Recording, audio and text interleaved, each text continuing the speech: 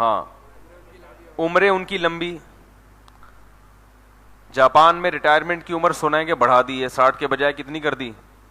ہمارے ہاں 40 میں ریٹائر ہو جانا چاہیے. جس قسم کی صحتیں ہیں نا, اس حساب سے کوئی ہم سے پوچھے جو ریٹائرمنٹ کی عمر کیا ہونی چاہیے 40, کیونکہ 40 سے پہلے جب اس نے کوئی تیر نہیں مارا, دفتر میں بیٹھ کے سوتا رہا ہے, تو اب 40 کے بعد کیا کرے گا یہ. وہ تو ویسے ہی انسان, آج کل جو لوگوں میں بیماریاں شروع ہو جاتی ہیں, اور ان کے ہاں 70 سال کا بھی آپ کو لگے گا ایسے جیسے کہ 40 سال کا ہے. تو جتنی اہم چیزیں ہیں, سائنسی ترقی اہم ہے نا انسان کے لیے, یہاں زیادہ ہے یا وہاں زیادہ ہے؟ وہاں زیادہ. تو ہر چیز میں وہ ہم سے آگے. تو اگر یہ جنت, جہنم, اعمال کی فکر یہ اہم چیز ہوتی تو وہ ذہین لوگ اس میں ہم سے 2 ہاتھ آگے ہوتے. دیکھو ہر دور میں نا, ہر دور میں کوئی گمراہی کا بنیادی سبب ہوتا ہے, پیغمبر آ کے اس سبب کو دور کرنے کی کوشش کرتے ہیں. یہ بنیادی سبب ہے جس کی وجہ سے لوگ کیا ہو رہے ہیں, گمراہ ہو رہے ہیں. تو اس سبب کو پیغمبر فوکس کرتے ہیں. جیسے موسیٰ علیہ السلام کے دور میں جادوگروں کا دور تھا, جادوگروں نے دنیا پہ کیا کی ہوئی تھی, اپنے کرتب دکھا دکھا کے لوگوں کو الو بنایا ہوا تھا. تو اللہ نے حضرت موسیٰ علیہ السلام کو ایسا معجزہ, بھائی اس کی آواز ہی کم ہو گئی, تھوڑی سی تو بڑھائیں. اللہ نے موسیٰ علیہ السلام کو جو معجزہ دیا, وہ معجزے نے جادو کو کیا کر دیا, چیلنج, اور جادو کی اوقات دکھا دی کہ اس سے چیزیں حقیقت میں تبدیل نہیں ہوتی ہیں, صرف نظر کا دھوکہ ہے. اور معجزہ وہ ہے جس سے چیز حقیقت میں چینج ہو جائے. تو لوگ ایمان لے آئے, جن کی قسمت میں ایمان تھا, جو عقل مند تھے. حضرت عیسیٰ علیہ الصلاۃ والسلام کے دور میں سائنسی ترقی کا, جو میڈیکل سائنس ہے نا, اس کی ترقی کا دور تھا. بڑے بڑے حکیم جو آج کل جن کے نام لیے جاتے ہیں, حضرت عیسیٰ کے دور کے تھے. حکیم یہ مانتے تھے کہ مردوں کو زندہ کرنا یہ حکمت کے زور سے ممکن نہیں ہے, ایسی کوئی دوا نہ ایجاد ہوئی ہے نہ ہو سکتی ہے. اللہ نے حضرت عیسیٰ علیہ السلام کو جو معجزہ دیا, وہ شروع کہاں سے ہوتا ہے, مردے کو کہتے تھے کھڑا ہو جا, اور وہ اس نے میڈیکل سائنس کو کیا کر دیا, فیل کر دیا.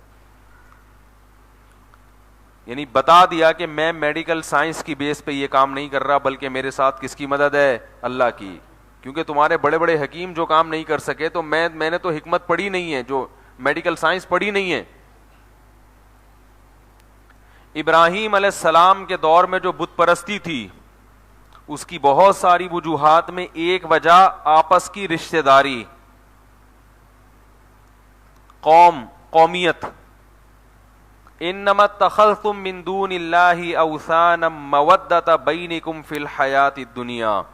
فرمایا تمہیں پتہ ہے یہ بت تمہارا کچھ نہیں کر سکتے, لیکن آپس کی رشتہ داری جوڑنے کے لیے تم ان بتوں کو کیا مانتے ہو, بھگوان. نہیں آ رہی بات؟ پتہ ہے کہ کچھ نہیں کر سکتے, لیکن چونکہ ہمارے ابو اسی کی عبادت کرتے تھے, میرے ماموں بھی اسی مذہب کے ماننے والے, میرے چاچو بھی, میری خالہ بھی, میری بیوی بھی, میرے بچے بھی, تو میں قوم کو چھوڑ نہیں سکتا. تو بت پرستی کی ایک بہت بڑی وجہ کیا تھی, رشتہ داری برقرار رہے. حضرت ابراہیم سمجھ گئے کہ ان کا ویک پوائنٹ کیا ہے بھائی. دیگر اسباب میں ایک بڑا سبب کیا ہے, رشتہ داریاں مضبوط ہیں ان کی, اور محبت, رشتہ داروں سے محبت تقاضا کرتی ہے کہ ہم رشتہ داروں کا مذہب نہ چھوڑیں, یعنی برادری سے الگ نہ ہو. ہم برادری سے ٹوٹ گئے تو جیسے لوگ کہتے ہیں نا یار برادری بھی کوئی چیز ہوتی ہے, بھائی برادری سے ہمیں کیا کر دیں گے, نکال دیں گے, برادری سے نکال دیں گے. تو برادری برادری برادری برادری پرمپرا, وہی ہوتا ہے نا ہندوؤں میں, ہماری قوم, ہمارا مذہب, ہمارا کلچر. تو کلچر کو اتنا زیادہ مسلط کر لینا. ورنہ ابراہیم علیہ السلام نے جو بت پرستی کے خلاف دلائل قائم کیے, وہ عامر خان نے بھی قائم, وہ جو فلم آئی تھی نا پی کے, اس کی کچھ میں نے شارٹ کلپس دیکھے تھے, اس میں جو دکھایا 50 روپے والا 100 روپے والا بت, اس سے کئی گنا دلائل کس نے زیادہ دیے؟ ابراہیم علیہ السلام نے تو کر کے دکھا دیا. بات آ رہی ہے سمجھ میں؟ نہیں آ رہی میرا خیال ہے. ابراہیم علیہ السلام نے کیا کیا, سب کو واقعہ پتہ ہی ہے کہ جب وہ لوگ کہیں گئے ہیں تو بھائی اس جو ہیرو تھا فلم کا, اس نے تو یہ بتایا نا یہ کچھ نہیں کر سکتے, کر کے تو کسی بھگوان کو چھیڑا تو نہیں نا اس نے. ہندو پھر اس کو چھیڑ دیتے اچھے طریقے سے, اس نے یہ ہمت نہیں کہ کسی بھگوان کو چھیڑ چھاڑ کی ہو کسی سے, صرف زبانی بتایا. لیکن ابراہیم علیہ السلام نے بھگوانوں کی باقاعدہ گت بنائی. پہلے تبلیغ کرتے رہے سمجھاتے رہے. وہ یہ کہتے تھے, ابراہیم علیہ السلام نے سمجھایا کہ تم ان کی عبادت کیوں کرتے ہو, تو وہ کہنے لگے انا وجدنا آباءنا کذالک یفعلون. یہ گچی پکڑ کے رکھنا ہے جو بیان کا موضوع چینج نہ ہو جائے. یہ جو ٹرن میں نے لیا ہے نا, یہ یہاں سے لیا ہے کہ میں مغربی کلچر کو اتنا فوکس کیوں کرتا ہوں, کہ جو بیماری کا سبب ہے نا وہ یہاں سے, اس کو پکڑ کے رکھنا. واقعات میں نا بالکل ہی کہیں اور ہی نکل جاتے ہیں ہم پھر. تو ابراہیم علیہ الصلوۃ والسلام نے کیا کہا, پریکٹیکلی کر کے دکھایا. پہلے سمجھایا بھائی ان کو اپنے ہاتھوں سے بناتے ہو, یہ تمہاری بگڑی کیسے بنائیں گے؟ تو ان کے پاس جواب کیا تھا, انا وجدنا آباءنا کذالک یفعلون, ہم نے اپنے باپ دادا کو یہی کرتے ہوئے دیکھا ہے, یہ ہماری پرمپرا ہے, یہ ہماری کیا ہے, رواج ہے, ہمارا کلچر ہے. تو ابراہیم علیہ السلام نے کہا کہ لقد کنتم انتم وآباؤکم فی ضلال مبین, تم بھی تمہارے ابا دادا سب ایک ہی جیسے تھے, ٹھیک ہے نا, کھلی ہوئی گمراہی میں پڑے ہوئے تھے.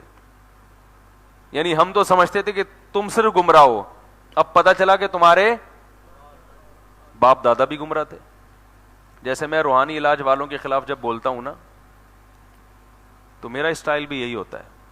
وہ کہتے ہیں اتنے بڑے بزرگ نے ان سے علاج کروایا ہے, تو وہ روحانی ڈرامے باز کیسے ڈرامے باز ہو سکتا ہے, اتنے بڑے بزرگ. تو میں نے کہا وہ اتنا مکار ہے کہ اتنے بڑے بزرگ کو اس نے بے وقوف بنا دیا. یہ اس سے اس کی ان بزرگ سے عقیدت میں مجھے کمی نہیں ہو رہی, لیکن اس کی 2 نمبری میں کیا ہو رہا ہے, بہت ہوشیار ہے, 1.5 نہیں 1.25 ہوشیار ہے. وہ میں نے ایک دفعہ بیان کے دوران کہا کہ 1.5 ہوشیار تو لوگ پوری دنیا سے لوگ سن رہے ہوتے ہیں, ان کو یہ اردو کی اصطلاح معلوم نہیں تھی. تو کسی نے کمنٹس میں لکھا کہ یہ 1.5 ہوشیار کیا ہوتا ہے, کوئی نہیں اردو صحیح نہیں آتی ہوگی, تو اس کے جواب میں کسی نے لکھا 1.5 ہوشیار. ٹھیک ہے, کیا ہوتا ہے 1.5 ہوشیار. تو یہ کمنٹس والے بھی عجیب لوگ ہوتے ہیں. تو ابراہیم علیہ السلام نے سمجھایا, نہیں مانی, تو ابراہیم علیہ السلام نے پریکٹیکل کر کے دکھایا.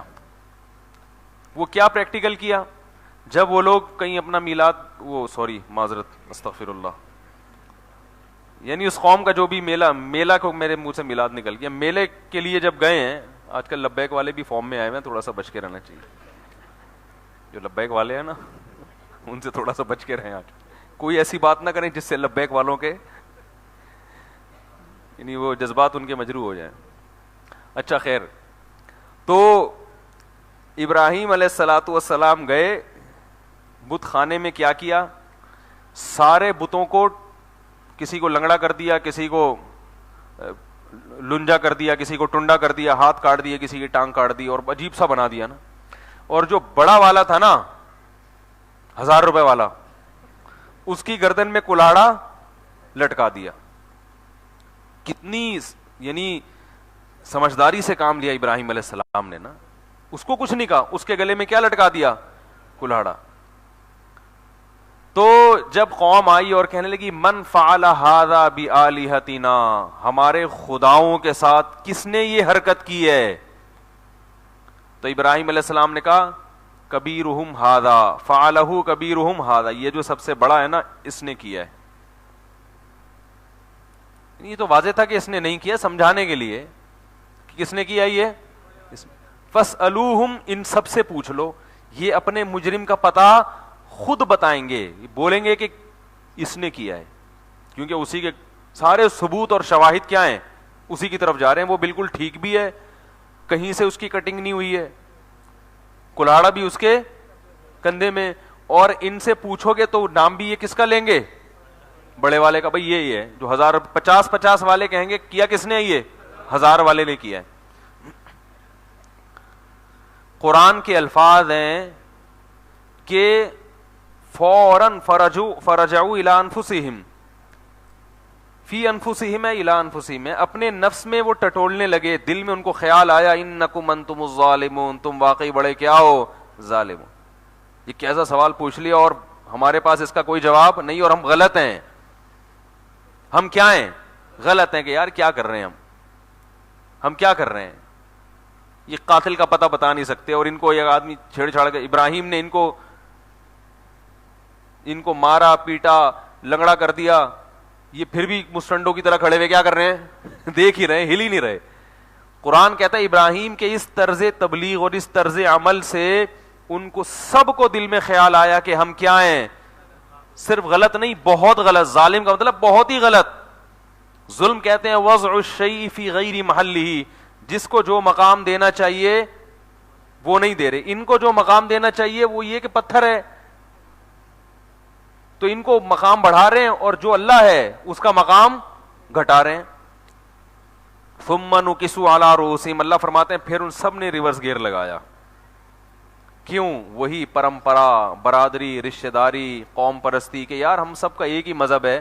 اب ہر ایک کو خیال آ رہا کہ اگر میں کہوں گا کہ ابراہیم صحیح کہہ رہے ہیں تو میں برادری سے کیا ہو جاؤں گا, بولو بھائی, کٹ جاؤں گا. تو سب نے بیک زبان ہو کر کہا کہ لقد علمت ما هؤلاء ينطقون, اے ابراہیم تجھے پتا ہے کہ یہ بول نہیں سکتے, تو اس سے کیسے پوچھیں ہم. ابراہیم نے فرمایا اف لکم, تف ہے تمہارے اوپر کہ جو بول نہیں سکتا بیچارہ, اپنی صفائی میں بات نہیں کر سکتا, تم اس کو حاجت روا اور مشکل کشا سمجھتے ہو. تو قوم کے پاس کیا تھا, دلیل سے جواب نہیں تھا. جب دلائل سے جواب نہیں ہوتا تو انسان کس پہ آتا ہے, دھمکیوں پہ. فیس بک پہ ہم اپنے خلاف کمنٹس پڑھتے ہیں نا, دلائل سے جواب نہیں ہوتا تو کیا آ رہی ہوتی ہیں, دھمکیاں. ایک نے کمنٹس کیے اسلام کا تو ہم جڑ سے ہی خاتمہ جب تک کر کے نہیں چھوڑیں گے چین نہیں آئے گا, حالانکہ وہ اسلام کی حقانیت پہ بڑا مدلل بیان تھا. تو جب دلائل نہیں ہوتے, ہمارے حضرت فرمایا کرتے تھے کہ جب آپ کسی سے ڈیبیٹ کر رہے ہوں کسی مسئلے پر, سامنے والا بھی پڑھا لکھا ہے, آپ بھی پڑھے لکھے ہیں, تو اس میں اگر دونوں سنجیدہ ہیں, ایسے نہیں کہ جاہل کوئی ہو, تو اگر ان میں سے کسی ایک کو غصہ آ جائے نا تو سمجھ لو کہ وہ حق پر نہیں ہے. بات آ رہی سمجھ میں. ہاں کسی جاہل سے بات کرتے ہوئے غصہ آ جائے, اس کے طرز کلام, وہ ایک الگ چیز ہے. لیکن اگر محفل سنجیدہ ہو, سب احس یعنی بات کر رہے ہوں دلائل کی دنیا میں, سب پڑھے لکھے ہوں, سب سمجھنے کے لیے بیٹھے ہوئے ہوں, اور اس دوران آپ اپنی بات خام خواہ میں کر رہے ہیں اور آپ کو کیا آنے شروع ہو گیا, غصہ, اس کا مطلب آپ کے پاس دلائل ختم ہو گئے. اب آپ جذبات سے متاثر کر رہے ہیں. بات سے بات نکلتی, گچی تو پکڑی ہوئی ہے نا آپ نے. لوگ نا جذبات سے آج کل زیادہ متاثر ہوتے ہیں, دلائل سے چیخ چلا کے, گلا پھاڑ کے, زمین آسمان کے قلابے ملا کے بیان کرو تو لوگ کہتے ہیں یہ کیا ہے, یہ ہے خطیب.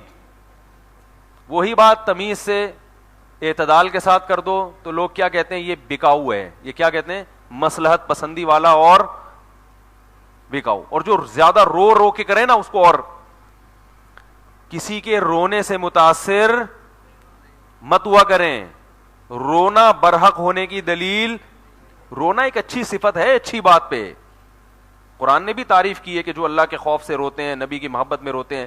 لیکن یہ ایک اچھی صفت جب ہے جب سامنے والے کا برحق ہونا دلائل سے ثابت ہو جائے. اگر دلیل سے برحق ہونا ثابت نہیں ہے تو محض رونے سے کچھ نہیں ہوتا. آج کل لوگ جب کسی کا تصفیہ کرتے ہیں, ثالث بن کے فیصلہ کرتے ہیں کہ ان دونوں میں درست کون ہے, تو دیکھتے ہیں کہ ان دونوں میں جذبات سے کون بات کر رہا ہے, رو کون رہا ہے. جو رو رہا ہے اس پہ یقیناً کیا ہوا ہے, ظلم ہوا ہے اس کے اوپر. قاضی شریک بہت بڑے قاضی تھے حضرت عمر کے دور کے. ان کے پاس ایک عورت آئی مقدمہ لے کے روتی ہوئی اپنے شوہر کے خلاف, بہت چیخ رہی تھی, ہائے میرے شوہر نے یہ کر دیا, ہائے میرے, بہت رو رہی تھی.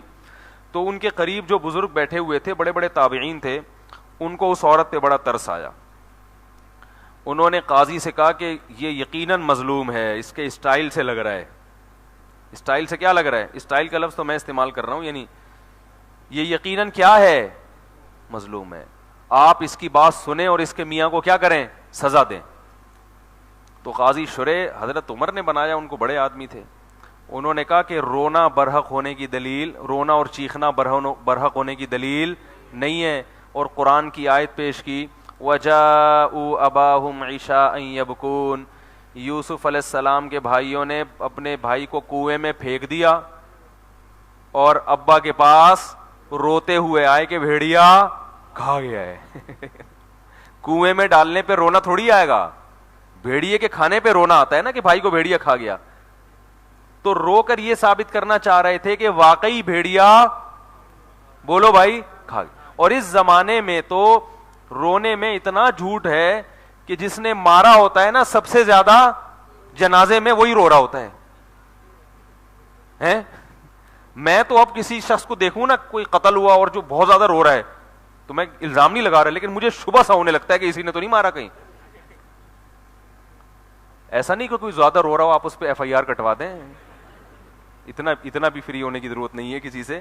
لیکن ایک بات کر رہا ہوں, تو یہ کیونکہ خاندانی جھگڑے جب ہوتے ہیں نا, تو بڑے جب بیٹھتے ہیں درمیان میں جھگڑوں کو حل کرنے کے لیے, تو بڑے بھی یہ کرتے ہیں کہ میاں زیادہ چیخ رہا ہے تو سمجھتے ہیں کہ یہ بیوی ظالم ہے, اور بیوی زیادہ چیخ رہی ہے تو کیا سمجھتے ہیں؟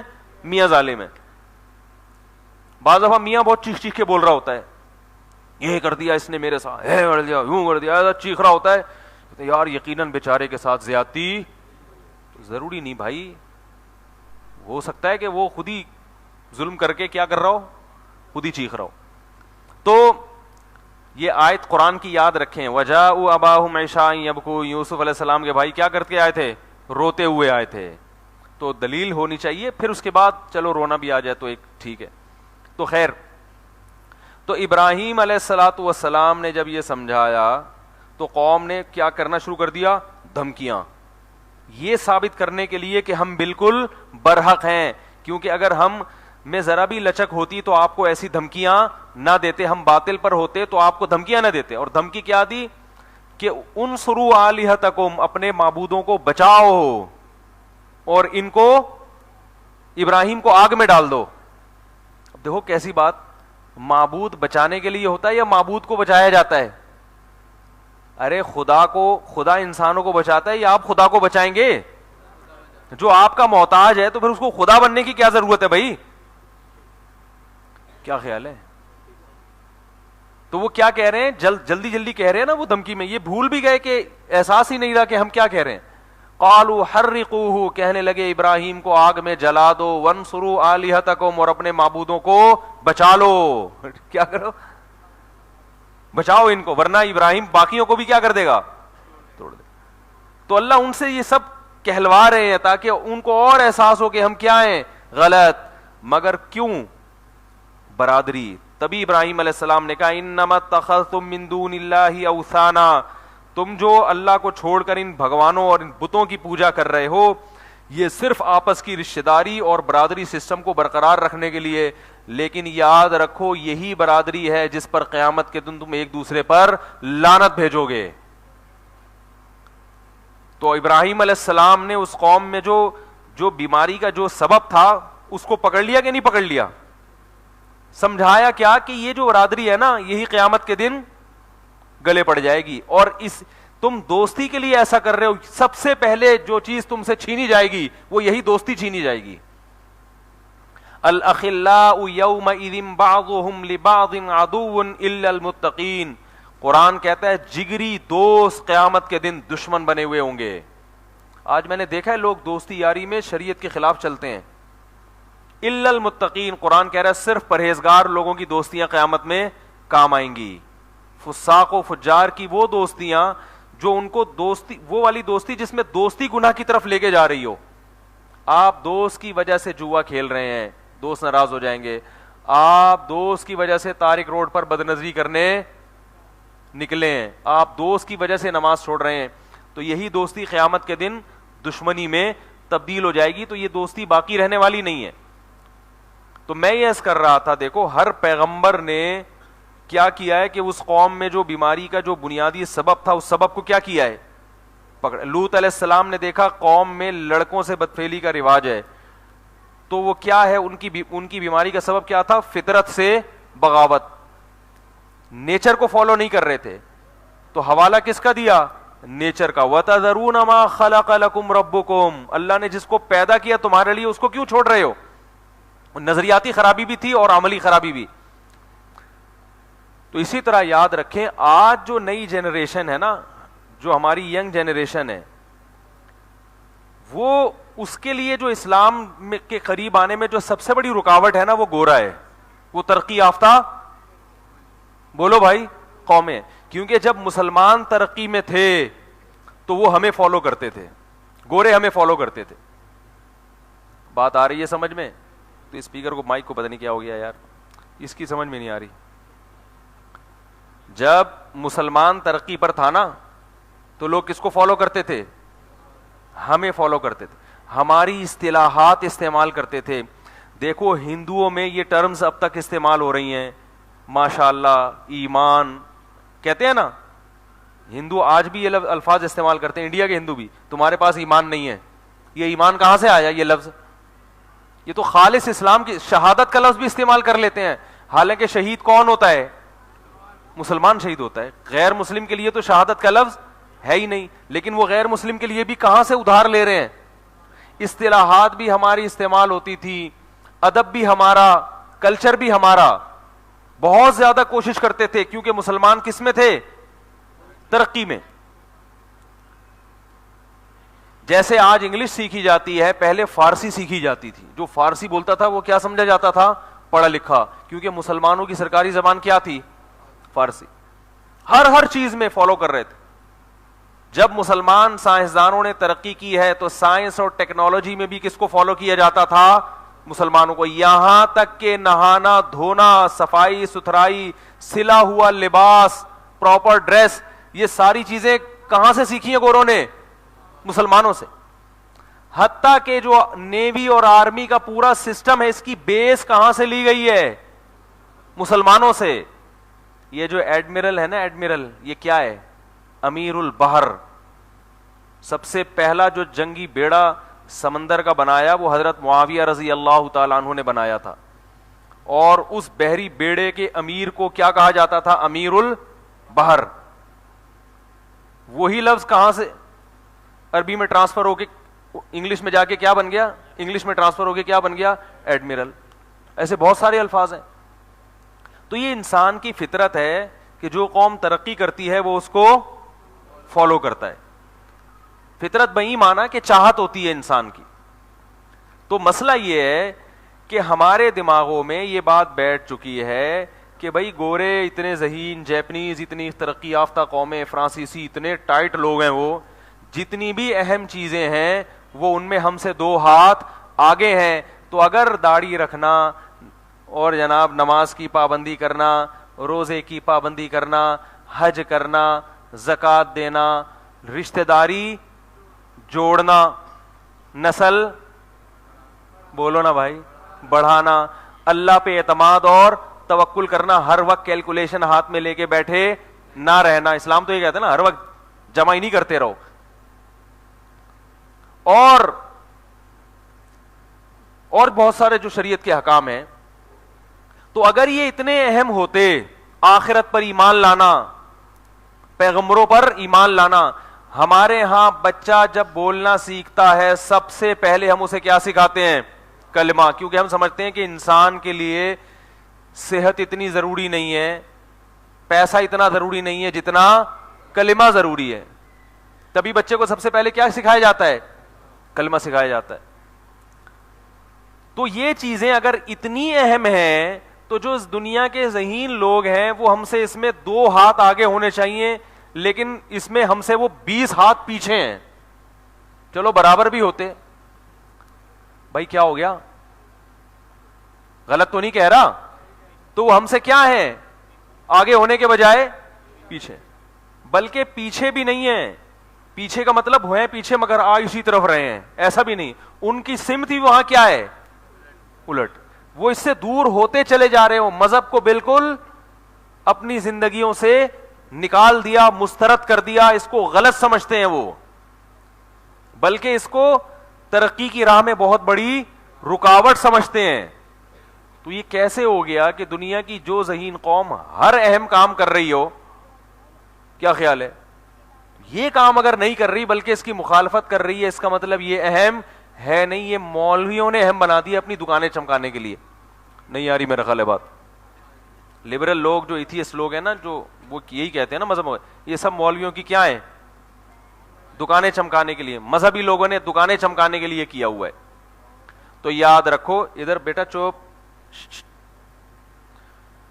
تو یاد رکھو یہ بالکل ایسے ہی ہے جیسے ایک آپ کو اس سیٹھ پر اشکال ہوا تھا کہ جس کی لیفٹ جیب میں 10 روپے پڑے ہوئے تھے, وہ نکال کے کوئی لے کے جا رہا ہے تو اس کو غصہ آ رہا ہے, اور ڈالر نکال کے لے جا رہا ہے تو اس کو غصہ نہیں آ رہا.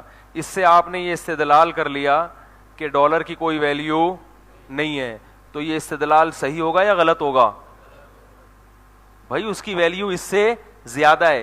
باقی یہ سیٹ اس کا ہاتھ اس لیے نہیں پکڑ رہا کہ اس کی ویلیو تو زیادہ ہے مگر اس کو اس ویلیو کا علم نہیں ہے, کیونکہ کوئی اس کے پاس ویلیو بتانے والا آیا ہی نہیں ہے.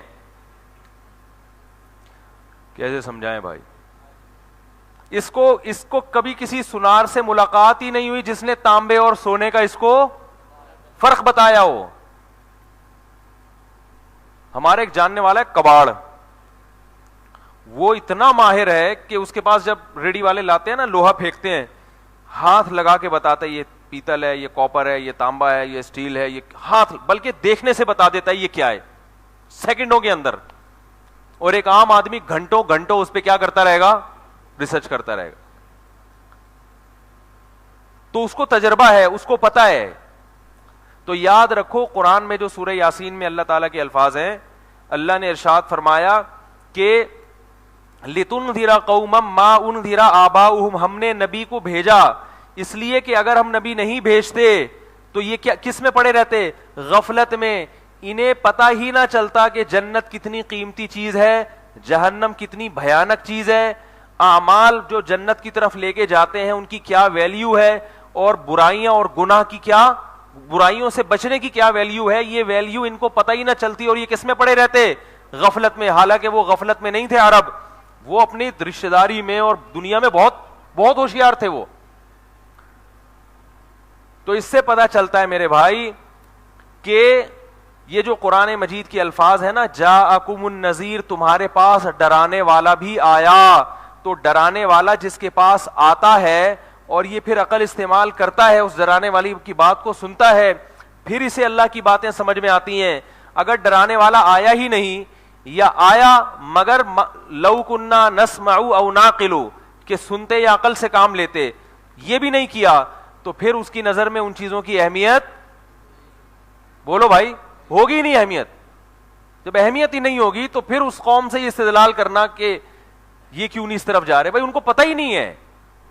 ہر نعمت دنیا میں ہر ایک کے پاس نہیں ہوتی. ہماری قوم کا سب سے بڑا المیہ یہ ہے کہ ہم یہ سمجھتے ہیں کہ جس کے پاس ایک ہنر ہے تو باقی ساری چیزیں بھی اس کے. میں اس کی ایک مثال دیتا ہوں. آپ کے محلے میں کئی دفعہ یہ مثال دے چکا ہوں میں, آپ کے محلے میں ایک بہت بڑا ڈاکٹر آیا, بلکہ گاؤں کی مثال دیتا ہوں جنہوں نے نہ کبھی ڈاکٹر دیکھا, نہ کبھی انجینئر دیکھا, نہ کبھی انہوں نے کوئی اچھا پلمبر دیکھا, نہ کوئی کبھی انہوں نے اچھا مستری دیکھا. اب ان کے محلے میں ایک بہت بڑا ڈاکٹر آ گیا جو نزلے کا مریض جا رہا ہے, وہ یوں کر رہا ہے, کوئی دوا دے رہا ہے, نزلے کا مریض ٹھیک ہو گیا. کسی کو بہت تیز بخار ہے, اس نے گولی کھلائی, بخار کا مریض ٹھیک ہو گیا. بھائی جو بھی جا رہا ہے اس کے پاس کیا ہو رہا ہے. اب وہ گنوار دیہاتی لوگ کہنے لگے یار اس کو تو اللہ نے کیا دیے, بڑے ہی کمالات. لہذا اب کسی کی بائک پنچر ہو, بائک تو نہیں ہوگی ان کے پاس. اب کیا ہوا کہ کوئی بھی ایسا ٹیکنیکل کام ہو گیا, سمجھ لو بائک کسی نے گفٹ دے دی تھی ان کو, بائک پنچر ہو گئی, تو وہ ڈاکٹر کے پاس گیا کہ جیسے آپ وسیم بھائی کی ٹی بی کو درست کر سکتے ہیں تو میری بائک کا پنچر کیوں درست نہیں کر سکتے آپ؟ ہے بھائی؟ تو وہ کہہ رہا ہے بھائی یہ میرا شعبہ نہیں ہے. تو آپ کہہ رہے ہیں یہ کیسے ہو سکتا ہے کہ جو اتنا مشکل کام تھا ہمارے محلے میں ایک اتنا پرانا مریض 20 سال سے ٹی وی کا مریض تھا, اس کے پھیپھڑے آپ نے صحیح کر دیے اور اس میں ہوا بھر رہی ہے, اب سانس لے رہے تو ہوا کیا ہو رہی اس میں جا رہی ہے. تو یہ ٹائر یہ تو اس سے آسان چیز ہے, اس کے پھیپھڑوں میں ہوا کیوں نہیں بھر سکتے آپ؟ کیا ہو گیا بھائی؟ تو یہ گاؤں والوں کا استدلال صحیح ہو سکتا ہے؟ یہ ڈاکٹر بولے گا بھائی میری یہ فیلڈ ہی نہیں ہے. پھر آپ کہہ رہے نہیں یہ کیسے ہو سکتا ہے بھائی, اگرچہ تمہاری فیلڈ نہیں ہے لیکن اتنا مشکل کام تم نے کر دیا, تم ایک پنچر نہیں لگا سکتے, ایک غلیل نہیں بنا سکتے, ہے بھائی؟ وہ کہے گا بھائی بہت اس سے بھی زیادہ مشکل کام کر سکتا ہوں میں, لیکن اس فیلڈ سے متعلق جو میری فیلڈ ہے جس میں میں نے علم حاصل کیا ہے, جو میری فیلڈ ہی نہیں ہے اس میں مجھے بنٹے کھیلنا بھی نہیں آتے, صحیح ہے نا, غلیل بلانا بھی نہیں آتی, آسان سے آسان یعنی آسان سے آسان کام نہیں آتا, تو یہ کہاں سے آئے گا؟ تھوڑے دنوں میں کیا ہوا, اس گاؤں میں ایک بہت بڑا میکینک آ گیا, یہ کوئی سول انجینئر آ گیا, اس نے خوبصورت بلڈنگ بنا دی, او جناب بہت اونچی 30 منزلہ بلڈنگ بنا دی, بڑی خوبصورت اس نے, اور ہر طرف سے بہترین. اب گاؤں کے لوگ بڑے متاثر ہو, یار یہ آدمی کو اللہ نے کیسے کمال دیا ہے کہ اس نے سیمنٹ اور بجری کو ملا کے اتنی خوبصورت اور اتنی اونچی بلڈنگ بنا دی. تو ہمارے ہاں ایک 6 فٹ کے یہ تو کتنی بڑی بلڈنگ آپ نے کھڑی کر دی نا, ہمارے ایک 6 فٹ کا انسان ہے, بیمار ہے, آپ اس کو بھی کچھ ایسا کریں چھینی ہتھوڑی سے کہ وہ بھی اپنے پاؤں پہ چل کے اپنے پاؤں پہ چلنا شروع ہو جائے. وہ کہ بھائی مجھے اس کا نہیں پتا بھائی, میں اس کو کیسے سیدھا کر دوں؟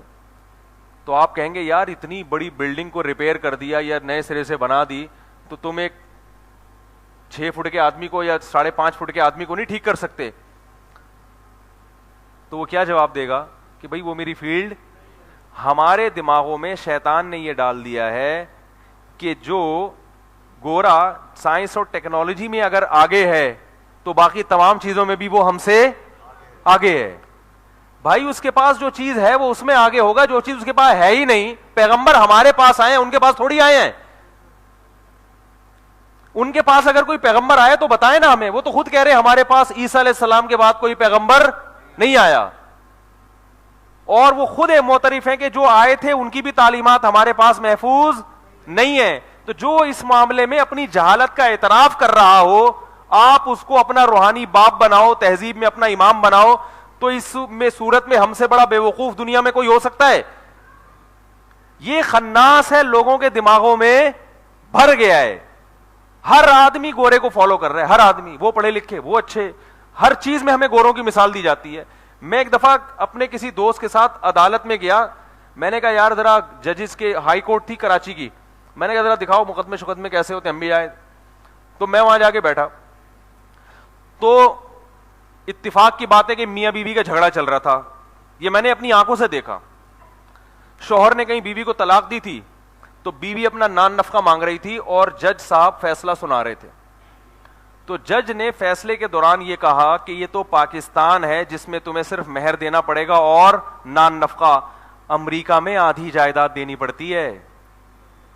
نہیں آ رہی بات؟ تو کس کے قانون کا حوالہ دے رہے ہیں؟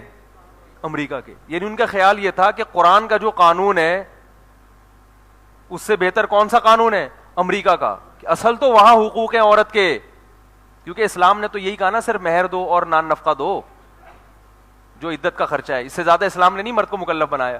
تو وہ کہہ رہے یہ تو تم یہاں ہو اس لیے بچت ہو گئی, اصل تو کیا ہے, آدھی جائیداد دینی پڑتی ہے.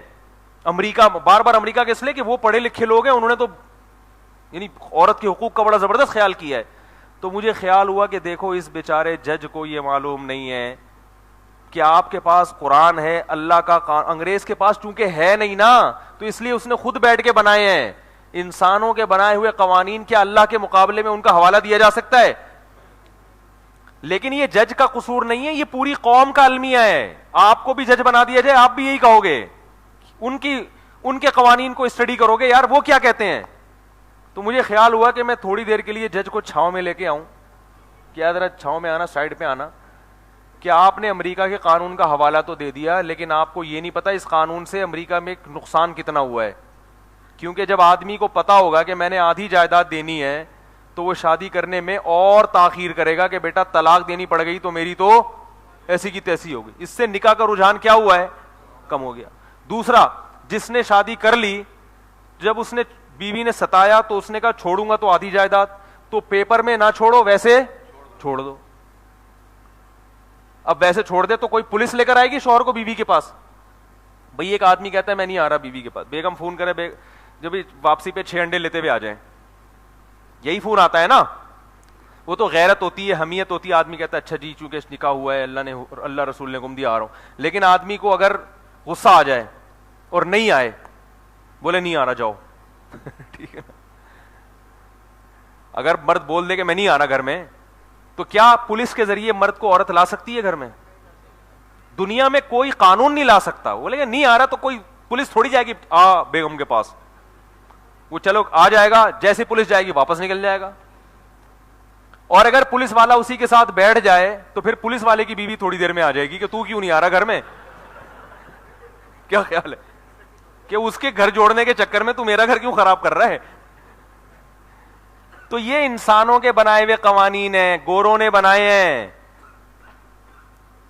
گوروں نے بنائے ہیں. کیونکہ ان کے پاس اللہ کے قوانین تھے نہیں تو بیچارے اپنی طرف سے تو قوم کی خیرخواہی کر رہے ہیں, لیکن ٹھوکریں کھا رہے ہیں. تو بھائی ان سے موبائل لو, موبائل خریدو, بہت اچھا بناتے ہیں وہ, سمجھ میں آ رہی ہے بات؟ گاڑیاں بہت اچھی بناتے ہیں, قوانین اچھے نہیں بناتے. کیونکہ ان کے پاس قانون بنانے کے لیے جو بیسک اصول ہیں وہی ان کو پتا نہیں ہے, وہ تو اللہ نے پیغمبروں کے ذریعے ہم کو بتائے ہیں. نہیں یاری میرا خیال ہے بات سمجھ. تو ہمارا جو جدید طبقہ ہے یونیورسٹیوں کا, کالجوں کا, وہ انہوں نے مولویوں کو دنیا کا پرلے درجے کا بے وقوف سمجھنا شروع کر دیا. کیوں؟ وہ کہتے ہیں ان کے پاس یونیورسٹی کی ڈگری نہیں ہے, انہوں نے MBA نہیں کیا ہوا, یہ PhD نہیں ہے. کیونکہ یہ ساری سندیں گوروں سے ملتی ہیں نا آپ کو. بھائی PhD میں جو سلیبس ہے وہ کہاں سے آیا ہے؟ گورے کے, وہ گورے کے پاس سے آئے. تو انہوں نے تو مدرسوں میں پڑھا ہے جس میں گورے کا کوئی دخل ہے ہی نہیں, لہذا یہ جاہل ہیں. یہ نوجوانوں کے دماغ میں کیا بیٹھ گیا ہے؟ یہ شیطان نے ایک وسوسہ ڈال دیا ہے. تو بھائی ایک صاحب مجھے کہنے لگے کہ وہ علماء کو PhD ڈاکٹر ہونا چاہیے. میں نے کہا ہونا تو بہت کچھ چاہیے, لیکن اگر کوئی نہیں ہے تو اس سے کوئی خاص فرق پڑتا نہیں ہے. کیونکہ وہ اپنی فیلڈ کا PhD ہونا چاہیے اس کو. وہ کہنے لگے نہیں. میں نے کہا اگر کسی عالم میں یہ صلاحیت نہیں ہے کہ وہ کھانسی کا علاج کر سکتا ہو, نزلے کا علاج, جیسے انجینئر کو تو نہیں پتا ہوتا نا کہ کھانسی کیسے ٹھیک ہوگی, نزلہ کیسے ٹھیک ہوگا, تو آپ انجینئر کی توہین کرو گے؟ یا آپ یہ کہو گے اس سے اب میں نقشے بھی پاس نہیں کرواتا, کیونکہ اس کو کیا پتا کہ پھیپھڑے کا فنکشن کیا ہوتا ہے اور گردے کیسے کام کرتے ہیں. ابے بھائی کوئی انجینئر یا کمپیوٹر کا سافٹ ویئر انجینئر ہو کوئی, آپ اس کے پاس گئے کمپیوٹر لے کے, آپ نے اس سے پوچھا کہ بھائی ذرا پھیپھڑوں کا فنکشن بتاؤ کیسے کام کرتے ہیں, کیونکہ پڑھے لکھے ڈاکٹر تو جانتے ہیں, یا وہ کہہ رہے ہیں مجھے کیا پتا. آپ کہہ رہے ہیں اچھا یہ بتاؤ کہ کلوروفل کیا ہوتا ہے, جو پودوں میں کلوروفل ہوتا ہے وہ کیا ہوتا ہے؟ میرا پتہ نہیں بھائی کیا ہوتا ہے. آپ نے اس سے پوچھا اچھا بتاؤ کہ پانی کا فارمولا کیا ہے. 25-30 آپ نے اس سے سوال پوچھنا شروع, وہ سب کے کہہ رہے بھائی مجھے نہیں پتا. آپ کہتے ہیں جا میں تجھ سے کمپیوٹر بھی ٹھیک, تجھے پتہ ہی نہیں ہے. تو انجینئر کے ساتھ تو یہ سلوک نہیں کریں گے, مگر علماء کے ساتھ یہی سلوک. ان سے کیوں پوچھیں, ان سے اپنے مسائل کا حل کیوں پوچھیں, ان سے کیوں پوچھیں کہ لا کیا ہے, قانون کیا ہے. کیونکہ یہ تو نہ MBBS ڈاکٹر ہیں, نہ یہ انہوں نے MBA کیا ہوا ہے, نہ ان کو مینجمنٹ پڑھی ہوئی ہے. تو میرے بھائی جس نے MBA کیا ہوا ہے وہ MBBS ڈاکٹر نہیں ہے, اور جو MBBS ہے وہ اس نے MBA نہیں کیا ہوا, لیکن پھر بھی MBA والے کے پاس بھی جاتے ہو, اور جب ڈاکٹری کی بات آتی ہے تو کس کے پاس جاتے ہو؟ ڈاکٹر کے پاس جاتے ہو. اور اگر کسی سے پیسے نکلوانے ہو تو بدماش کے پاس جاتے ہو. کیا خیال ہے؟ جو جس سے کام لیا جاتا ہے نا اس. بھائی ہمارے ایک دوست ہیں تاجر ہیں, جب لوگ ان کے پیسے نہیں دیتے تو میں نے کہا یار آج کل تو لوگ پیسے کھا جاتے ہیں, آپ کرتے کیا ہیں؟ انہوں نے کہا جو پیسے کا تو میں نے 2-4 گنڈے رکھے ہوئے ہیں, وہ جاتے ہیں پھر وہ پیسے نکلواتے ہیں, تھوڑا سا ان کا کمیشن ہوتا ہے باقی.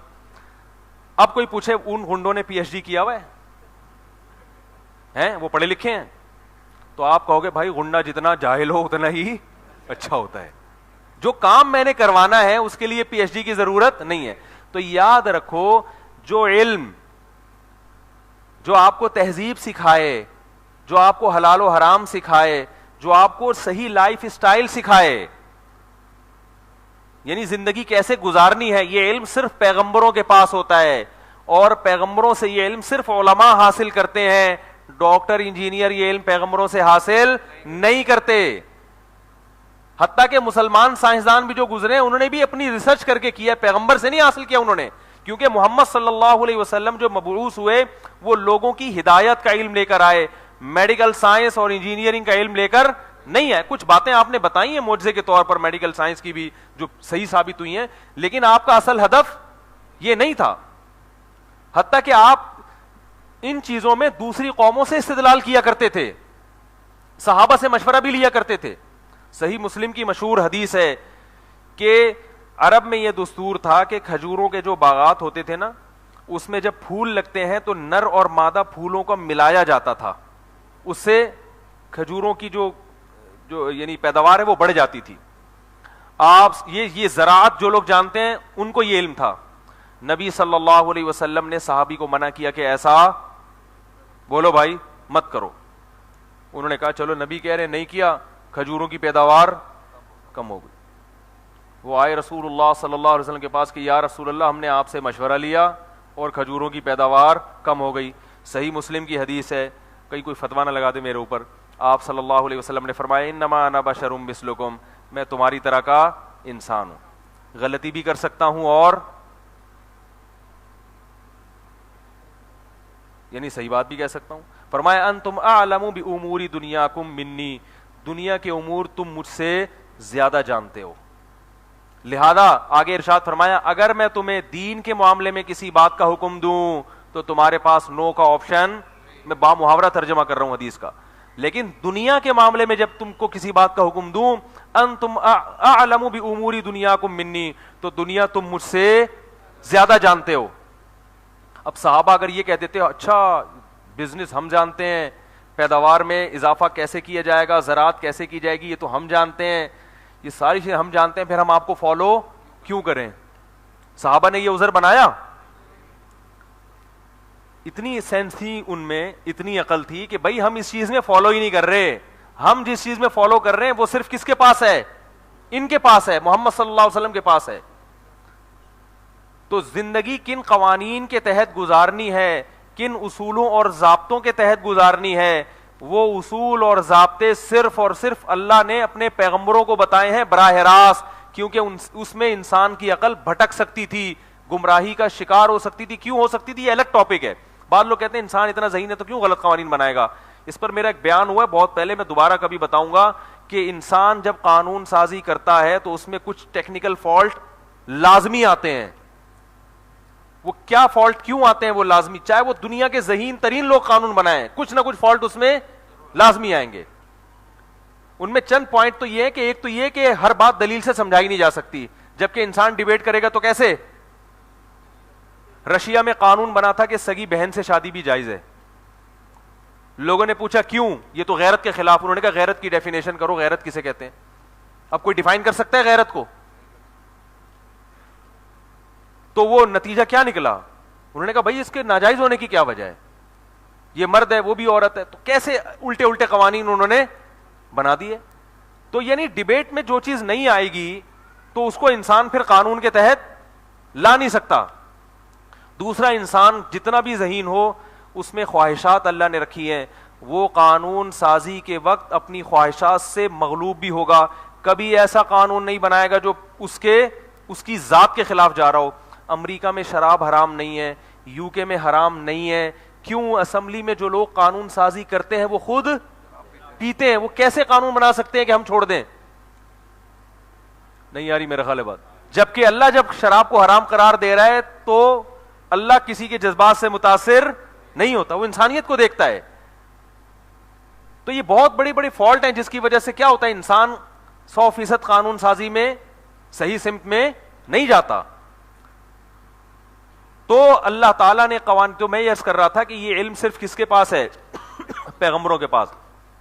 ہاں میں یہ مانتا ہوں کہ علماء اگر دنیاوی تعلیم سے بھی آراستہ ہوں تو اور بھی زیادہ اچھا ہوتا ہے, یہ اچھی بات ہے. تبھی جامعۃ الرشید کوشش کر رہا ہے کہ جو علماء کی نئی جماعت پیدا ہو وہ دین اور دنیا دونوں سے آراستہ. اور یہ رائے تھی مولانا ابو الحسن علی ندوی کی رحمہ اللہ تعالیٰ, بہت بڑے عالم تھے, انہی سے جامعۃ الرشید کے علماء نے لیا یہ رائے کہ اس زمانے میں بقدر ضرورت دنیا کا علم بھی ضروری ہے تاکہ معاشرے میں اچھی طرح سروائیو کر سکے. لیکن یہ مطلب نہیں جس عالم کے بعد دنیا کا علم نہیں وہ بیچارہ فارغ ہے, ایسا نہیں ہے.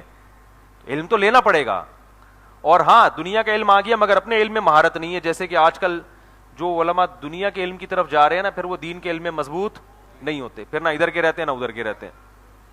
تو خیر دونوں علم میں مہارت ہو تو نور اللہ نور, یہ تو بہت اچھی بات ہے. تو لیکن اصل کیا ہے کہ آپ کے پاس جو چیز ہے وہ آپ سے لی جائے گی, جو چیز آپ کے پاس نہیں ہے وہ آپ سے نہیں لی جائے گی. تو اس لیے میرے بھائی اپنے ایمان کو بھی درست کرو اور اپنے اعمال کو بھی اور اپنے نظریات کو بھی درست کرو. کیا بات لے کے چلا تھا میں, ذہن سے نکل گئی.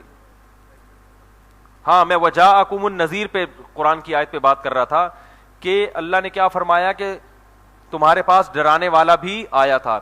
تو علماء نے لکھا ہے یہ ڈرانے والوں میں سب سے پہلے کون ہے؟ پیغمبر صلی اللہ علیہ وسلم, کیونکہ یہ علم انہی کے پاس ہے. تو ہمارے پاس پیغمبر کی دعوت بھی پہنچی ہے, لہذا قیامت میں اللہ پوچھے گا کہ پیغمبر کی دعوت علماء کے ذریعے کتابوں کے ذریعے تم تک پہنچی تھی تو تم اسے دیکھ کے ڈرے کیوں نہیں, اور تم نے جہنم سے بچنے کی کوشش کیوں نہیں کی. دوسرا ڈرانے والا کون ہے؟ علماء نے لکھا اور بہت ساری چیزیں, اچانک حادثات, یہ بھی انسان کو کیا کرتے ہیں, کیونکہ انسان جب دنیا میں غافل ہوتا ہے نا, مست ہوتا ہے, تو پھر وہ آخرت کو بھول جاتا ہے. تو اللہ تعالیٰ ایسی چیزیں دکھاتے رہتے ہیں جس سے انسان کا ضمیر حرکت میں آئے. میں پرسوں ترسوں یوٹیوب پہ سرچ کر رہا تھا, اس میں ایک ویڈیو تھی, اس میں بتایا کہ امریکہ میں ایک بہت بڑا باڈی بلڈر جس نے پتہ نہیں کتنے انعامات جیتے مقابلوں میں, اور ایک دن وہ رنگ میں آیا اور اس نے پھر بتایا کہ مجھے کیسی خطرناک, ہاں اس کو بلڈ کینسر تھا. اب آپ بتاؤ اس نے امریکہ کے بلڈر ہمارے بلڈروں کی طرح, ہمارے تو جس دن 4 انڈے کھا لیں تو سمجھتے ہیں کہ ہم دنیا کے سب سے بڑے, اب ہم سے بڑا تو کوئی ہے ہی نہیں, 4 انڈے کھائے ہم نے, تو یہی ہوتا ہے نا. تو وہ لوگ تو چونکہ, اور یہ ہماری خوبی ہے کیونکہ ہمارے پاس دنیا میں اور بھی کام ہے. میں نے کسی بلڈر سے پوچھا, میں نے کہا یار امریکہ کے اتنے بڑے بڑے بلڈر ہوتے ہیں پاکستانی, انہوں نے کہا پاکستانیوں کے پاس باڈی کو بلڈ کرنے کے علاوہ اور بھی غم ہے, رمضان بھی ہے, حج بھی ہے, عمرہ بھی ہے, ابا کی خدمت بھی ہے, امی کی خدمت بھی ہے, بیوی کا خیال بھی ہے, بچوں کا خیال بھی ہے. گوروں کے پاس کرنے دھرنے کا کوئی کام ہے ہی نہیں. تو جو بلڈر ہے وہ بلڈر ہی ہے, اس کے باپ بھی باڈی بلڈنگ, اس کی ماں بھی کیا ہے, باڈی بلڈنگ, یعنی وہی سب کچھ ہے. اس کا خدا بھی وہی, اس کا رمضان بھی وہی, اس کا حج بھی وہی, اس کو حج کا ثواب بھی باڈی بلڈنگ میں ملے گا. جب عمرہ کرنا چاہے گا تو اور تھوڑا سا ویٹ اٹھا لے گا, صحیح ہے نا. تو وہ کہہ رہے وہ 24 گھنٹے ان لوگوں کا کام یہی ہوتا ہے کہ جب کوئی ہدف ہی نہیں ہے نا سامنے, تو ہدف یہ کہ میں نے اپنی باڈی کو بلڈ کر کے دنیا کا چیمپئن بننا ہے. تو اب وہ صبح گھسے گا جم میں, پھر پولیس آئے گی اس کو نکالنے کے لیے, باہر آ جا بھائی بہت ہو گئی ٹھیک ہے نا. پھر جب وہ سوتے ہیں, کیونکہ باڈی بلڈر کو سونا زیادہ پڑتا ہے, تو گھوڑے بیچ کے سوتے ہیں, فجر ظہر اثر مغرب عشاء کا کوئی پرواہ نہیں. ان کو ڈاکٹر نے بتایا تو اتنی دیر تم نے ایکسرسائز کی ہے تو اب اتنی دیر سو جاتا ہے. ہم سوئیں گے, ابا آگے ایک لات مار کے اٹھائیں گے, اٹھ بے تجھے میں نے انڈے لینے بھیجا تھا, کیا کر رہا ہے تو, کیا خیال ہے بھائی, اب جنت بھی ہے نا, اب جہنم بھی ہے, تو ہم اٹھیں گے, ابا کیا مسئلہ ہے. انگریزوں کے ابا بابا کی ٹینشن انہوں نے پالی بھی نہیں ہے ٹھیک ہے نا, تو وہ کہہ رہے ہیں یہ ٹینشن میں, تو وہ سوتے ہیں. جب کھانے پر آتے ہیں, ڈاکٹر بتاتا ہے بھائی آپ کو اتنے پروٹین لینے ہیں یا اتنی کیلوریز لینی ہے, تو وہ گورنمنٹ سے منظور کرا لیتے ہیں, کیونکہ گورنمنٹ بھی کہتی ہے بھائی کچھ لوگ ملک کا نام اس لحاظ سے اونچا کریں, تو پھر گورنمنٹ کی طرف سے ان کے بکرے منظور ہوتے ہیں. پھر وہ گورنمنٹ ان کو, وہ پھر کھا رہے ہیں, پھر بکرے کھا رہے ہیں.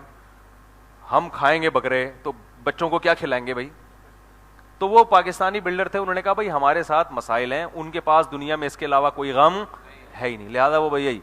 تو میں یہ کہہ رہا تھا, دیکھو امریکہ کا اتنا بڑا بلڈر جس کے پاس اس کے علاوہ کوئی غم نہیں, اس نے صحت کا کس قدر خیال کیا ہوگا, جس کا ہدف اور جس کی کامیابی کیا ہے, وہ کامیابی اسی چیز کو, اس کی جنت بھی یہی, اس کا حج بھی یہی, اس کا عمرہ بھی یہی, تو سب کچھ یہی ہے. تو اس نے کتنی اسٹرگل کی ہوگی, ویکسینیشن بھی چل رہی ہوگی, ہر طرح کے حفاظتی ٹیکے بھی لگ رہے ہوں گے, ساری ویکسینیشن بھی مکمل, اور ہر وقت ڈاکٹر آ کے چیک اپ بھی کرتے ہیں ان کو. تو فری جب دیکھتے ہیں نا گورنمنٹ کوئی اس شعبے سے مخلص, تو گورنمنٹ خود ان کو پھر جو ہے وہ پروموٹ کرتی ہے. تو ساری چیزیں مل رہی ہیں, مگر وہ کتنی خطرناک بیماری, بلڈ کینسر. تو یہ بھی نذیر ہے. اللہ آخرت میں پوچھیں گے تمہارے پاس کوئی ڈرانے والا نہیں آتا, ایسے کلپ یوٹیوب سے تمہاری نظر سے نہیں گزرے, اپنی آنکھوں سے نہیں دیکھا وہ اتنا بڑا آدمی جا رہا تھا اور ٹرک کچل کے چلا گیا, وہ ڈاکٹر بنا تھا اور جس دن ڈگری ملی تھی اسی دن ہارٹ اٹیک ہو گیا, یہ ہو گیا, یہ حادثات ہوتے رہیں گے جو ہم میں سے ہر شخص کو ڈراتے رہیں گے. اور علماء نے کہا کہ انسان کے بالوں کا سفید ہونا شروع ہو جانا, یہ بھی کیا ہے, نذیر ہے جو آپ کو ڈرا رہا ہے. جب تک انسان جوان ہوتا ہے بال کالے, جس دن آپ کی داڑھی یا سر کا پہلا بال سفید ہو گیا تو سمجھ لو کہ اب ریورس گیئر لگنا شروع. نہیں آ رہی بات؟ دیکھو جب بچہ ہوتا ہے نا تو بال اس کے کمزور ہوتے ہیں, ہڈیاں کمزور, قد چھوٹا, تو وہ بڑھنا شروع ہوتا ہے. ابھی وہ آگے جا رہا ہے, ٹھیک ہے نا, بال گھنے ہونا شروع ہوتے ہیں, تبھی جوانی میں ایک دم پفیں وفیں نکالنا شروع کر دیتا ہے. پھر وہ اس سے پہلے بچپن میں پف نکلتی ہی نہیں ہے, اتنے چھوٹے بال ہوتے ہیں یا ایسے ہلکے ہوتے ہیں. ہوتے ہوتے ایک دم پھر جوان بنتا ہے, صحت ہو گئی بھائی, وہ کلائی کسی کی پکڑ لے تو چھڑوا نہیں سکتا آدمی, آواز میں دم, چال میں دم, یہ 4 شادیوں کا شوق, یہ ساری چیزیں جو ہے نا اس کو آہستہ آہستہ. ہمارے طلبہ ہے نا, وہ میں کبھی ان کے مذاق میں 4 شادی کی بات کرتا ہوں, وہ سبق چھوڑ کے کتابیں بند کر کے ایک دم بیٹھ جاتے ہیں ایسے سننے کے لیے. جو سو بھی رہا ہوتا ہے نا, میں نے دیکھا ایک دم جاگ جاتا ہے. تو ایک دفعہ میں کسی عالم کے پاس تھا, بڑے عالم ہے کراچی کے, پرانی بات ہے 10-12 سال, تو وہ جوان تھے. تو وہ کیا ہوا کہ انہوں نے مجھ سے کہا کہ یار یہ ذرا مجھے بھی شادی وادی سمجھاؤ. ٹھیک ہے, تو میں نے ان سے گپ شپ شروع کر دی اور دلائل دینا شروع کر دیے. ایک بوڑھے عالم بیٹھے ہوئے تھے, وہ بار بار میری بات کاٹ رہے تھے اور مجھے بولنے نہیں دے رہے تھے. میں پھر ان کے احترام میں چپ ہو جاتا, وہ کہہ رہے تھے نہیں یہ غلط ہے, نہیں یہ کیا ہے, غلط ہے, نہیں اس کے یہ نقصانات. بالکل سفید ریش بوڑھے نا, بار بار یہ غلط ہے, یہ غلط ہے, یہ غلط ہے, نہیں یہ. میں جتنے دلائل دے رہا ہوں وہ مان ہی نہیں رہے, ضد پہ ایک طرح سے لگ رہا تھا ضد کر رہے ہیں. اب میں پھر چپ ہونا پڑتا, میں نے کہا بزرگ ہیں. تو وہ جو درمیان میں جو جوان عالم تھے نا, انہوں نے مجھے کہا کہ بھائی یہ بوڑھے ہیں, ان کی سمجھ میں نہیں آئے گا. انہوں نے بولا ابھی تمہاری عمر کم ہے, تمہیں جتنے اس کے خلاف دلائل دیے جائیں نا تم ان سب کا جواب دے دو گے, اور ان کو جتنے اس کے حق میں دلائل دیے جائیں گے یہ سب کے دلائل کا کیا کریں گے, کیونکہ یہ بیچارے اب آرام سے امن شانتی کے ساتھ بیٹھے ہوئے, ان کو یہ شادی کے لفظ سے بھی کیا ہوگی تکلیف. تو وہ میں طلبہ سے جیسی بات کرتا ہوں نا ایک دم کیا ہو جاتے ہیں, یہ بات کہاں سے آ گئی, پھر شادیاں وادیاں, پھر تو یہ کیا موضوع کیا چل رہا تھا, بس یہ سمیٹ رہا ہوں, موضوع ختم کر رہا ہوں. ہاں سفید بال. تو جوان جیسے جیسے ہو رہا ہے نا, تو جیسے جیسے بھی جوانی کی دہلیز کی طرف جا رہا ہے, 12-10 سال کا ہو گیا, 12 سال کا ہو گیا, 13, 14, 15, 16, او ایک دم جوانی کی امنگیں. تو پھر میری کتابیں بھی تلاش کرے گا, میرے یوٹیوب پہ خاص یہ والے بیان کے شارٹ کلپ سنے گا, ٹھیک ہے نا, شادیوں پہ بیانات, اور کہے گا 4 کم ہے اسلام میں 8 ہونی چاہیے, اس طرح کی باتیں. ابھی امنگیں کیا ہو رہی ہیں, پھر اسٹائل چین, ویلیاں لگا رہا ہے جناب, کاروں کی ریسنگ کر رہا ہے, دنیا میں گھومنے کا شوق, میں جاپان چلا جاؤں, میں یہاں. ہمارے ایک رشتہ دار ہے, ابھی ان کی بہت دنیا میں گھومے ہیں, بہت سیر کی انہوں نے دنیا کی. اب وہ عمر ان کی زیادہ ہو گئی, تو میں ان کے ایک دفعہ گھر ملنے کے لیے گیا, تو انہوں نے کہا قرآن میں جو آتا ہے نا ہم سب کو جمع کر لیں گے, سمیٹ لیں گے. تو مجھے کہہ رہے میں پوری دنیا میں پھیل پھیل کے اب آخر میں اس کمرے میں آ گیا. تو یہ بھی مجھے بڑا لگتا تھا کہ انہوں نے کہا مجھے واش روم اتنا چل کے جانا پڑتا ہے, تو اس سے چھوٹا کمرہ میں نے لیا تاکہ واش روم میں, کہہ رہے پہلے امریکہ جانا آسان تھا, اب واش روم تک جانا کیا ہو گیا ہے, اب دل چاہ رہا ہے واش روم اور بستر کے کیا ہو جائے قریب. تو یہ حال ہو, اور حقیقت کیا, مزید بڑھاپا آئے گا تو دل چاہے گا کہ واش روم کوئی پیمپر لگا دے, بس یہی ہوتا ہے نا بھائی, یہیں لیٹے رہے, ہمیں کوئی یہاں سے اٹھائے نہیں. تو ریورس ہونا, تو یہ ریورس کی ابتدا کہاں سے شروع ہوتی ہے, جب پہلا بال کیا ہوتا ہے سفید. اب یہ اس کی علامت ہے بابو بیٹا آپ ریورس ہونا شروع ہو گئے ہو, وہ بہت مزے ہو گئے, اب اب جتنا کوشش کر لو اس سفید کو کالا کرنے کی، کسی کا باپ بھی کالا نہیں کر سکتا.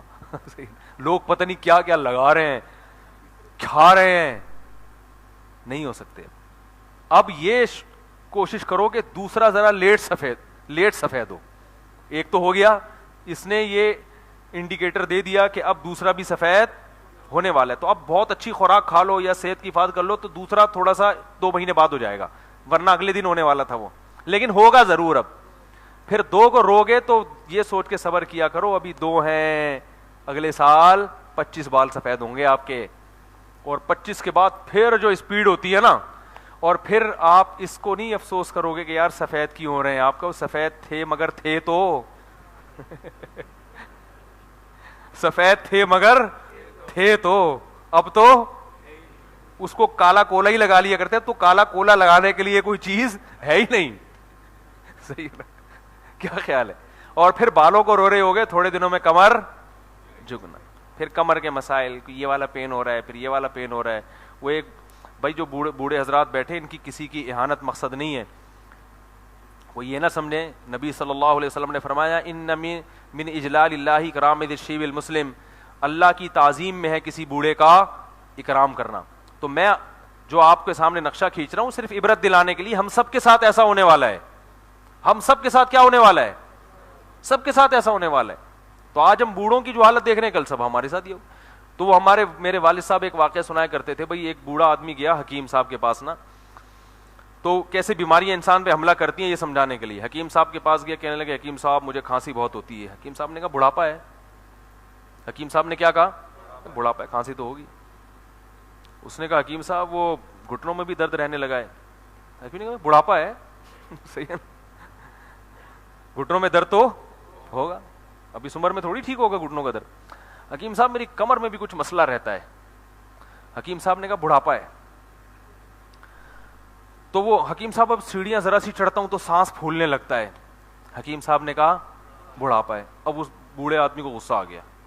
اس نے کہا یار کیا مسئلہ ہے یار، ہر چیز میں بڑھاپا ہے بڑھاپا، کوئی دوا تو دے نہیں رہے. جب اس کو غصہ آیا نا تو حکیم صاحب نے کہا یہ بھی بڑھاپا ہے. اتنی جلدی آپ کیا ہو گئے؟ غصہ آپ کو آ گیا. یہ بھی کیا ہے؟ واقعی ایسا ہے، ہر چیز کمزور. اور ایک دانش مند نے بڑی اچھی بات کہی. انہوں نے کہا بڑھاپے میں اللہ تمام چیزیں کمزور کر دیتے ہیں، اللہ کی نعمت ہے. اگر بعض چیزیں کمزور کرتے بعض نہ کرتے بڑا مسئلہ خراب ہو جاتا. کیوں؟ بڑھاپے میں نگاہیں کمزور ہوتی ہیں. نگاہیں کیا ہو جاتی ہیں؟ کمزور، تاکہ ہر چیز نظر نہ آئے، کیونکہ برداشت کی اب وہ قوت نہیں. اگر سب کچھ ویسے ہی نظر آنا شروع ہو جائے نا، کیونکہ دنیا میں بہت کچھ غلط بھی ہو رہا ہوتا ہے، سب نظر آ گیا کہ کیا ہو رہا ہے نا معاشرے میں، تو خام خامے ٹینشن لے گا. کیا خیال ہے؟ وہ اللہ تعالیٰ کہتے ہیں بھائی وہ نظر ہی نہیں آؤگا وہ کیا ہو رہا ہے. ٹھیک ہے نا، تاکہ آرام سے اپنا بستر پہ لیٹے رہو. سماعت کیا ہو جاتی ہے؟ کمزور، کیونکہ سب اگر سمجھ میں آ گیا، سنائی دے لیا تو مسئلہ کیا ہو جائے گا؟ پتا چل جائے کہ بہو کیا کہہ رہی ہے، تو سسر صاحب میٹر گھوم جائے گا ایک دم سے. اسی طرح اللہ سوچنے سمجھنے کی صلاحیت بھی کیا کر دیتے ہیں؟ کم. بعض دفعہ سنائی دیا مگر سمجھ میں نہیں آیا. پھر دانت کمزور ہو جاتے ہیں. دانت کمزور کیوں ہوتے ہیں؟ کیونکہ میدا کمزور ہو چکا ہے. اگر دانت وہی رہتے نا تو وہ مرغے اسی طرح کھا رہا ہوتا مگر میدا ہضم نہیں کر رہا ہوتا. تو اللہ کہتے ہیں دانت کمزور کر دو تاکہ پتلی چیزیں کھائے، کیونکہ میدے میں ابھی وہ طاقت نہیں ہے. سب چیزیں اللہ ایک ساتھ کمزور کرتے ہیں.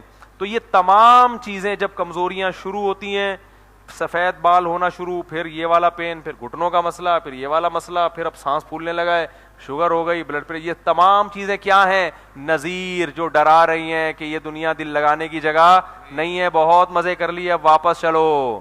سمجھ میں آ رہی ہے بات؟ جیسے جب اڈا آنے والا ہوتا ہے نا بس کا، تو کنڈکٹر کیا کہتا ہے؟ بھائی گندے نالے والے، بھائی گندے نالے والے کیا کریں؟ گیٹ پہ آ جائیں. وہ گندا نالا آگے اسٹاپ ہے. نیو کراچی میں بڑی اچھی جگہ ہے، مگر ادھر کسی زمانے میں گندا نالا ہوا کرتا تھا. تو وہ میں چونکہ وہاں ایک قریب میں مسجد میں امامت کر چکا ہوں، تو وہ علاقے کے لوگ اتنے پریشان تھے کہ اس علاقے کا وہ گندا نالا بھی بند کر دیا. وہاں کافی مالدار لوگ آ کے بس گئے، علاقہ بالکل اچھا ہو گیا، اور انہوں نے ڈاکومنٹس میں بھی اس جگہ کا نام چینج کروا دیا، مگر وہ نام چینج ہونے کا نہیں ہے. میں نے کہا ایسا کیوں کہہ رہے ہیں؟ کنڈکٹر گندا نالا ہی بولتے ہیں اس جگہ کو, کیونکہ ان کی زبان پہ وہی چڑھا ہوا ہے. وہ تھوڑی کاغذات جا کے دیکھیں گے گورنمنٹ نے جگہ کو کیا نام دیا ہے, ان کی زبان میں وہی. پہلے یہاں گندا نالا تھا تو کنڈکٹر جب بھی WR آ جائے گی بولے ہاں بھائی گندے نالے والے بھائی, نالا اسٹاپ, نالا اسٹاپ, نالا اسٹاپ بھی ہے تو نالا اسٹاپ والے ادھر آ جائیں. تو کہہ رہے ہیں یار کوئی بھی سنتا پتہ نہیں, جیسے انڈا موڑ ہے نا, اب لوگ کہتے ہیں انڈا موڑ پتہ نہیں کیا ہے, حالانکہ وہاں انڈے نہ مرغیاں ہیں نہ انڈے ہیں, کچھ بھی نہیں ہے وہاں پہ. تو ایسے ہی کسی جگہ کا نا ایسے, تو جب اڈا آنے والا ہوتا ہے نا بس کا, تو کنڈکٹر پہلے سے آواز لگاتا ہے کہ نہیں لگاتا کہ بھائی تھوڑا سا رش بہت ہے, بس بھری ہوئی ہے, تھوڑا سا صوفی صاحب, خواتین ہوتی ہیں تو باجی تھوڑا سا گیٹ کی طرف نکلو اب. تو اسی طرح میرے بھائی جب خبر قریب آنے والی ہوتی ہے تو اللہ تعالیٰ بالوں کو سفید کر کے کمر کو جھکا کے اشارہ کر رہتے ہیں اب بیٹا اب خبر کے قریب جانے والے, اب تھوڑا سا کیا کر لو, تیاری شروع کر دو. اور آپ کہتے ہیں نہیں بال کو کالا کروں گا, کمر کو اسی طرح میں سیدھا رکھوں گا, ان چکروں میں تو لگے رہتے ہو.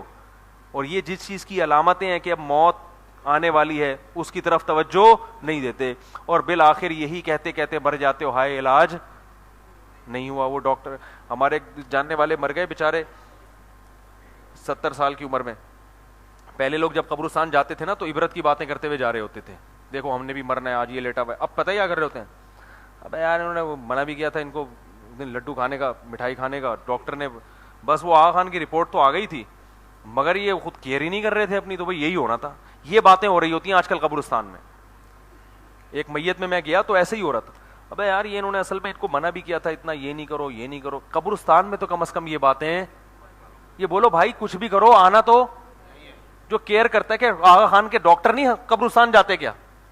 جس ڈاکٹر نے ان کو رپورٹ پیش کی ہوگی وہ بھی تو اب تک تو جا چکا ہوگا کیونکہ بہت پرانا واقعہ ہے, وہ بھی تو بیچارہ قبرستان جا چکا ہے. تو یہ سوچ لو کہ بھائی جو بھی ہوگا آنا کہاں ہے, قبر میں. تو عبرت کی بات کر لو بھائی, کچھ کیا بحریہ ٹاؤن کے پلاٹ اور کیا یہ بھی تو ہے, یہ بھی تو ایک پلاٹ ہے جس میں آنا ہے. تو اللہ فرماتے ہیں ابھی سمجھ میں نہیں آتا, قیامت میں اللہ کہے گا وجاءکم النذیر, ڈرانے والے بہت سارے آئے تھے مگر تم نے کسی کی پرواہ نہیں کی. اللہ تعالیٰ اس وقت کے آنے سے پہلے پہلے ہمیں عبرت کی توفیق عطا فرمائے. 2-4 سوال پڑھ لیتا ہوں بھائی, بہت زیادہ ہو گئے ہیں, یہ وقت بہت زیادہ ہو گیا. اچھا ایک اعلان سن لیں, اس جمعے کو میرا ایبٹ آباد کا سفر ہے, ایبٹ آباد میں بیان ہوگا, تو جمعے کا بیان الفلاحیہ مسجد میں اس جمعے کو نہیں ہوگا.